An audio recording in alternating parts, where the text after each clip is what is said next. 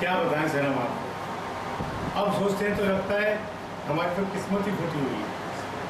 आज से 3 साल पहले ये जयंतीलाल शाह, इनकी बेटी खुशबू से मेरे बेटे परेश की शादी हुई।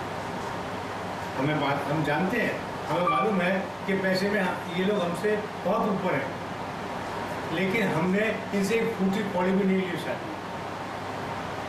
लेकिन अब 3 साल बाद हमारी बहू का व्यवहार देखकर हमारी समझ में आया, हम तो सिर्फ ये चाहते थे कि इनकी बेटी आए हमारे घर में, हमारे बेटे के साथ रहे और साथ में हम दोनों का भी ख्याल रखें। लेकिन हुआ क्या, आज 3 साल बाद उसने हमारे बेटे को हमसे अलग कर दिया। मेरा बताइए आप, एक ही शहर में रहते हुए हम बाप बेटे अलग अलग घरों में रहते हैं, और अब तो हद हो गई है। पूछिए इनसे, इनकी बेटी इस शहर से ही दूर ले जाना चाहती है हमारे बेटे को, और हम किसके सहारे रहेंगे? हमारा एक ही तो बेटा है और कोई नहीं है हमारा। क्या बताएं सर हम आपको। अब सोचते तो लगता है कि हमारी तो किस्मत ही फूटी हुई है।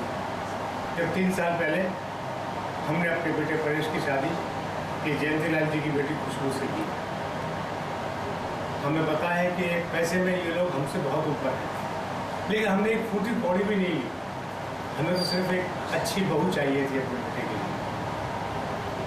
लेकिन उस बहू ने क्या किया, 3 साल में ही हमारे घर अलग अलग कर दिए, बेटे को लेकर अलग हो गई।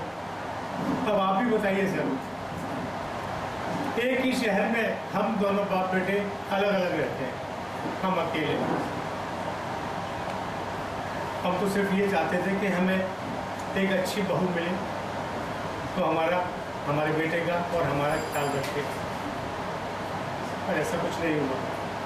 चलिए हमने उस बात को भी स्वीकार कर लिया कि चलो एक ही शहर में है, पास पास तो हैं, लेकिन अब तो हद हो गई है। अब वो मेरे बेटे को लेकर इस शहर से ही दूर जाना चाहती है। अब आप पूछिए इनसे, हम अकेले बूढ़ा बूढ़ी क्या करेंगे? एक बेटा ही तो सहारा है हमारा इकलौता बेटा है। तो आप ही फैसला कीजिए। I am Sanjay Agarwal, 5